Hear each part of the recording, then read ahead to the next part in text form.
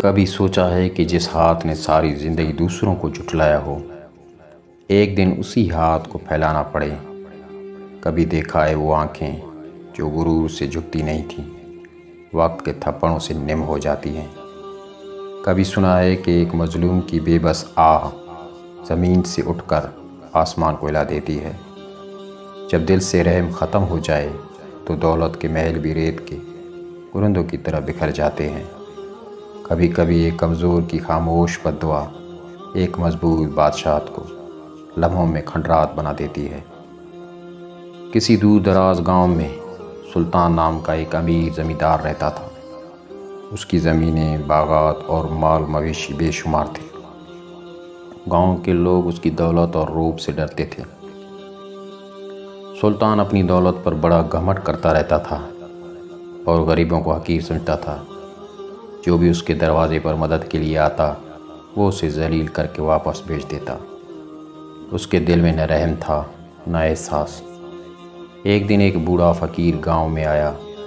اس کے کپڑے پھٹے ہوئے تھے، جسم کمزوری سے کانپ رہا تھا۔ وہ گاؤں میں ہر دروازے پر جا کر 2 وقت کی روٹی مانگتا، مگر گاؤں والے سلطان کے خوف سے اسے کچھ نہیں دیتے تھے۔ فقیر کو بتایا گیا کہ اگر سلطان کا دل پگھل جائے تو وہ آرام سے رہ سکتا ہے، کیونکہ گاؤں کا ہر کام سلطان کی مرضی سے ہوتا ہے۔ فقیر نے ہمت کی اور سلطان کی عالی شان حویلی کے دروازے پر جا کر صدا لگائی، اللہ کے نام پر کچھ دے دو، مسافر ہوں، بھوکا ہوں۔ سلطان بالکونی پر بیٹھا یہ منظر دیکھ رہا تھا۔ وہ قہقہ لگا کر نیچے آیا اور فقیر کو دیکھ کر طنز ہنسا۔ ارے بوڑھے، تمہیں شرم نہیں آتی؟ مانگتے ہوئے محنت کرو، کمانا سیکھو۔ فقیر نے عاجزی سے کہا، بیٹا، ہاتھ پیر سلامت نہیں، بڑھاپے نے ہمت چھین لی ہے، خدا کے لیے 1 وقت کی روٹی دے دو۔ سلطان نے فقیر کو دھتکارا اور اس پر پانی پھینک دیا۔ فقیر بھیگ کر لرزنے لگا مگر کچھ نہ بولا۔ اس نے آسمان کی طرف دیکھا، ہاتھ اٹھائے اور دل سے بد دعا دی، اے رب کائنات، جس دل میں تیرے بندوں کا رحم نہ ہو اس دل سے تو اپنی نعمتیں چھین لے۔ فقیر آہ بھرتا ہوا گاؤں چھوڑ کر چلا گیا۔ سلطان نے اس واقعے کو مذاق میں اڑا دیا، مگر قسمت کو کچھ اور ہی منظور تھا۔ چند دن بعد سلطان کے کھیتوں میں اچانک ٹڈی دل کا حملہ ہو گیا۔ تمام فصلیں برباد ہو گئیں۔ پھر سلطان کے باغات میں نامعلوم بیماری پھیل گئی اور درخت سوکھنے لگے۔ اس کے مویشی ایک ایک کر کے مرنے لگے۔ سلطان جو کبھی دولت میں نہاتا تھا اب قرضوں میں ڈوبنے لگا۔ وہ اپنی قیمتی سامان، زیورات، حتیٰ کہ حویلی بھی بیچنے پر مجبور ہو گیا۔ گاؤں والے حیران تھے کہ یہ سب اچانک کیسے ہو گیا، مگر چند بوڑھے سمجھدار لوگ جانتے تھے کہ یہ ایک مظلوم فقیر کی بد دعا کا نتیجہ ہے۔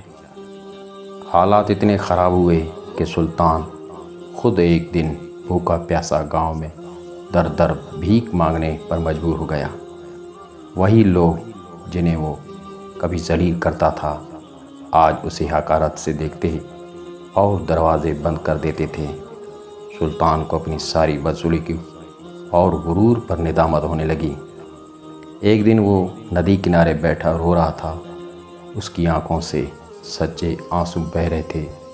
وہ دل سے دعا کر رہا تھا، اے خدا، مجھے معاف کر دے، میں نے تیرے بندوں کو تکلیف دی، اپنے غرور میں تجھے بھلا دیا، مجھے ایک موقع دے کے میں اپنی زندگی سدھار سکوں۔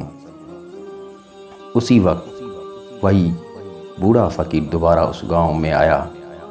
سلطان نے اسے دور سے پہچان لیا۔ وہ گھٹنوں کے بل روتے ہوئے فقیر کے قدموں میں جا گرا اور کہا، بابا، مجھے معاف کر دو، میں نے آپ کو ستایا تھا، میری بدحالی میری سزا ہے، دعا کرو کہ اللہ مجھے معاف کر دے۔ فقیر نے سلطان کا سر تھپتا تھپایا اور کہا، بیٹا، جس دل میں سچی توبہ ہو اللہ اسے کبھی رد نہیں کرتا، میں تمہارے لیے دعا کرتا ہوں۔ فقیر نے دعا کے لیے ہاتھ اٹھائے اور اگلے ہی دن سے سلطان کی زندگی بدلنے لگی۔ لوگوں نے اسے چھوٹے موٹے کام دیے اور سلطان نے آدھی سے کام کرنا شروع کیا۔ وہ دن رات محنت کرتا اور کماتا۔ اب وہ نہایت نرم دل اور خدا ترس انسان بن چکا تھا۔ وہ ہر غریب کی مدد کرتا اور فقراء کا خاص خیال رکھتا۔ چند سالوں میں اللہ نے اسے دوبارہ عزت اور رزق عطا کیا، لیکن اس بار اس کے دل میں غرور کی جگہ شکر اور رحم تھا۔ یہ کہانی ہمیں سکھاتی ہے کہ غرور کا انجام ہمیشہ برا ہوتا ہے۔ مظلوم کی بد دعا عرش تک جاتی ہے۔ اللہ توبہ کرنے والوں کو معاف کرتا ہے۔ دولت کا گھمنڈ کبھی نہ کرنا چاہیے، بلکہ نعمتوں پر شکر ادا کرنا چاہیے۔